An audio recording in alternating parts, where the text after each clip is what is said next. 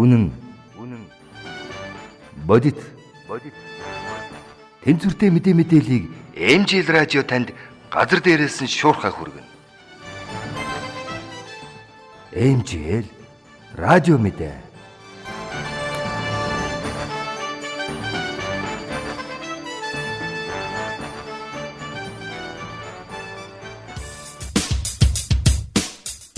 Сайн байцгаана уу? MJL радио тавханд 2014 оны 3 дугаар сарын 10-аас 16-ны өдрийн энэ цагийн тав мэдээг хүргэхэд бэлэн боллоо. Дотоод мэдээ. Оюутанд тэтгэлэг олгох журмыг шинчиллээ.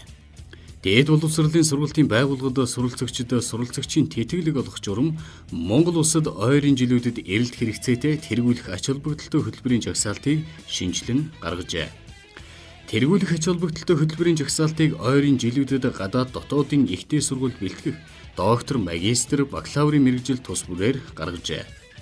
Ингэхдээ салбарын яамдын санал мянганы хөгжлийн зорилтод суурилсан үндэсний хөгжлийн цогц бодлого засгийн газрын 2012-оос 16 оны үйл ажиллагааны хөтөлбөрт тусгагдсан хөгжлийн зорилт бүтээн байгуулалтын төлөвлөлтөнд үндэслэн гэж боловсрол шинжилх ухааны яамнаас мэдээллээ.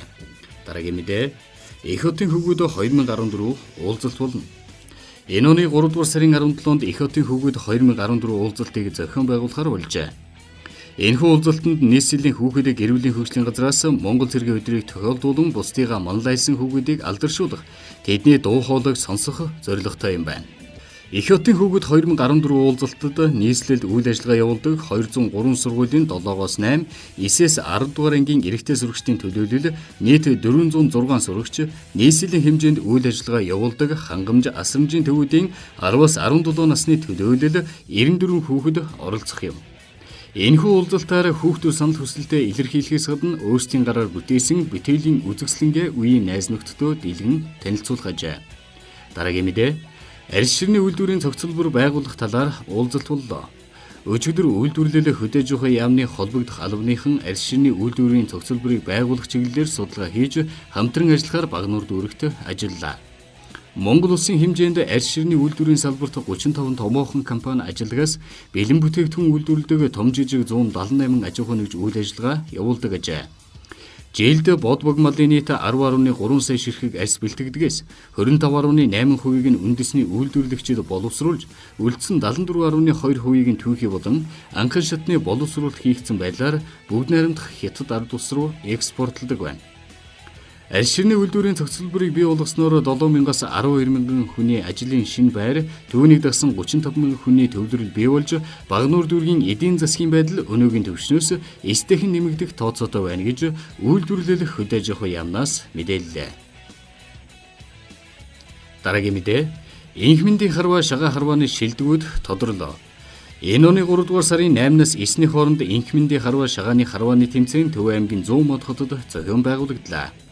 Энэхүү тэмцээнд Говьалтай, Дорногов, Өмнөгов, Хинти, Дархан Сэлэнг, Улаанбаатар болон Төв аймгийн сумдаас 56 багийн 392 харваач цэцэг мэргэнээс сөрөн өрсөлдөж. Инхмэндийн харваа тэмцээн эстэгчлдээ зохион байгуулагдаж байгаа бөгөөд Монгол улсын өдөнч мэргэн 25, Гарамгаа мэргэн 18, Дархан мэргэн 21, Дэд мэргэн 29, аймгийн Гоц мэргэн 27 оролцсон бөгөөд тэмцээнд оролцогчдын хамгийн бага нь 12 настай, хамгийн ахмад нь 89 настай хүн оролцсон байна. Дараагийн мэдээ. Дэлхийн донорын өдрийг тохиолдуулан цус цуглуулах аяныг эхлүүлжээ. Жилбэрийн 3 дугаар сарын 15-ыг дэлхийн нийтээр цусны донорын өдөр болгон тэмдэглэдэг. Манай улс дэлхийн донорын өдрийг тохиолдуулан цус цуглуулах залуусаа цусны донор болж амьдрал бэлгэлийн уриатай 3 сарын аяныг өнөөдрөөс эхлүүлжээ.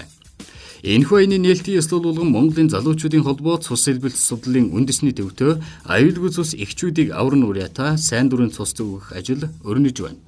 Монгол улсын хэмжээ сүүлийн 10 жилд донорын тоо 2 дахин өссөн ч төрхийн хүндрэл, осол гэмтэл, хорт авдар, төрөлхийн эмгэг мөн л нэмэгдсэн байна. Үүнийгээ даган цусан бүтээгдэхүүний хэрэгцээ агаар ус мэт хэрэгтэй байгаа ажээ. Өнгөрсөн онд улсын хэмжээнд 22,700 донор цусаа бэлгэлсэн байна. Үүний 16,700 буюу 73 орчим хувь нь Улаанбаатар хотоос, үлдсэн нь хөдөө орон нутгаас цусаа өгчээ. Дэлхийн эрүүл мэндийн байгууллагын гаргасан судалгааны үзүүлэлтээс 2.2%-аар бага цус цуглуулдаг буюу 1.8% цусаа өгдөг юм байна. Тиймээс эхний ээлжинд цусны донорыг 1.5% хүргэх зорилт дэвшүүлэн ажиллаж байгаа гэж цус сэлбэс судлалын үндэсний төвөөс мэдээллээ. Дараагийн мэдээ шүлгийн өвчний гаралт зогсжээ. Сүхбаатар аймагт малын гоц халдварт шүлгийн өвчний гаралт зогсоод 4 хоног жугаажээ. Хэдийгээр өвчний гаралт зогссон ч малын гоц халдварт шүлгийн өвчнөд тэмцэх зааврын дагуу өвчлөл зогссноос хойш 21 хоногийн дотор өндөржүүлсэн бэлэн байдлын дэглэм бууруулахгүй хөл хориог цуслахгүй байх ёстой юм байна. Тиймээс аймгийн онцгой комисс дэглэмийг хэвээр үргэлжлүүлж энэ хугацаанд авч хэрэгжүүлэх арга хэмжээний талаар сумдад зөвлөмж хүргүүлжээ. Гадаад мэдээ. Түүхэндээ хамгийн их дахиад шувууг устгалд орууллаа. Сүүлийн 2 сарын турш Солонгос улсад дэгдээд байгаа дахиад шувууны AI вирус өвчнөөс олж 41 аж ахуйд тижээж байсан 10 сая 850 мянган толгой дахиад шувууг албадан устгалд оруулсан тооцоо гарлаа. Энэ нь Солонгос улсын түүхэнд хамгийн их толгойтой дахиад шувууг устгасан явдал болж байгаа юм. Одоогоор энэхүү өвчин тархсан аж ахуй орон нутгуудад хөл хорин ариутгал хийж өвчнг намдаагаад байгаа ч Чанван хотын ойролцох нэгэн нохойн аж ахуйд тижээж байсан 3 нохойнд H5 төрлийн нохойн халдварт өвчний шинж тэмдэг илрээд байна. AI вирусаар халдварсан дахиад шувуугаар хоолсноос болж дээрх өвчин нохойнд шууд халдварлан дамждаг ба улмаар нохойноос хүний биедэрч дамжин тархаж байсан тохиолдол 2004 онд Тайланд улсад бүртгэгдэж байсан удаатай ажээ. Тиймээс нохойн халдварт өвчин гарсантай холбогдуулан Солонгос улсын холбогдох байгууллагад уг өвчнийг цааш тараахгүй байх талаар ажиллаж эхэлсэн байна. Дараагийн мэдээ. Интернет банк болон мобайл банкны үйлчилгээг авахд тавигдах хяналт өндөр болно. Солонгос улсын санхүүгийн яамнаас интернет банк болон мобайл банкны үйлчилгээг авахд тавигдах хяналт шалгалтыг улам өндөр болгох тухай хуулийг өнөөдөр баталлаа. Энэхүү хуулиар банкны үйлчилгээг өөрийн биеэр очиж авалгүйгээр гар утаас интернет ашиглан банкны үйлчилгээг авах хэрэглэгчдийг 5 төвшөнд хувааж нэг удаад шилжүүлэх мөнгөний хэмжээ, нэг өдөр хийгдэх мөнгөн гүйдгээний тоог баталж өгсөн байна. Тухайлбал томоохон хэмжээний компаниуд нэг удаад хамгийн ихдээ 250 сая воныг нэг өдөрт 2 удаа шилжүүлэх эрх авч болох ба энгийн иргэд хамгийн ихдээ 10 сая воныг нэг өдөрт 2 удаа шилжүүлэх эрх авч болох ажээ. Шилжүүлэх мөнгөний дээд хязгаарыг иргэд компаниуд өөрсдөө тогтоож болох ба дээр үйлчилгээ авах шинээр авах банкны картын төлбөр гэж 10-аас 14 мянган вон төлөх хууль эх 4-р сарын 1-ээс эхлэн үйлчилж эхэлнэ. Дараагийн мэдээ. Худалдан авалт их хийдэг жуулчдад тусгай карт болгоно. Тус улсад жуулчны визээр ирээд байхдаа их хэмжээний худалдан авалт хийгээд буцаж байсан гадаадын жуулчдад тусгай карт болгох шийдвэрийг Солонгос улсын хууль зүйн яам гаргалаа. Энэхүү хуулийн дагуу сүүлийн 5 жилийн туршид тус улсад 30 мянган доллароос дээш хэмжээний худалдан авалт хийсэн иргэдэд энэхүү хуулийн дагуу сүүлийн 5 жилийн туршид тус улсад 30 мянган доллароос дээш хэмжээний худалдан авалт хийсэн иргэдэд тусгай карт болгож Солонгос улсын хөлийг давахдаа бичиг баримтаа автомат машинд бүртгүүлж байх давуу эрх өгөх болжээ.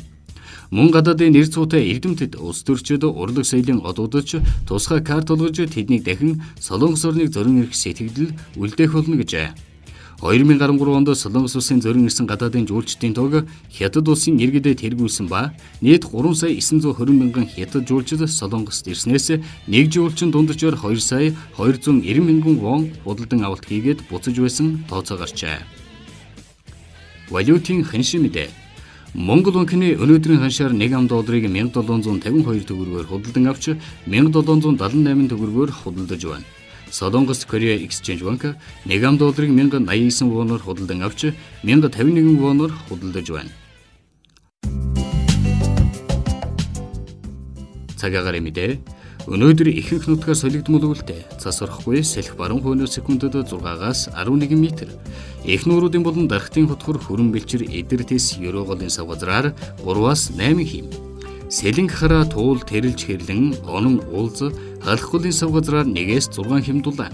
Говийн бүс нутгийн өмнөд хэсгээр 13-аас 18 хим хүйтэн, бус нутгаар 8-аас 13 хим хүйтэн байна. Улаанбаатар хотод үүшин цас орохгүй, салхи баруун хойноос секундэд 5-аас 10 м, өдөртөө 1 хим, шөнөдөө хасах 5 хим байна.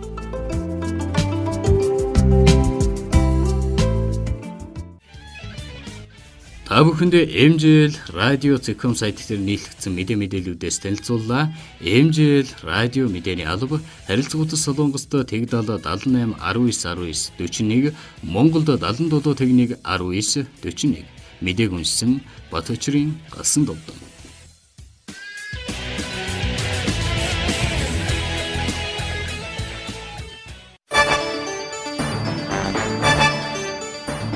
Үнэн. Бодит. Тэнцвэртэй мэдээллийг MJL радио танд газар дээрээс нь шуурхай хүргэнэ. MJL радио мэдээ.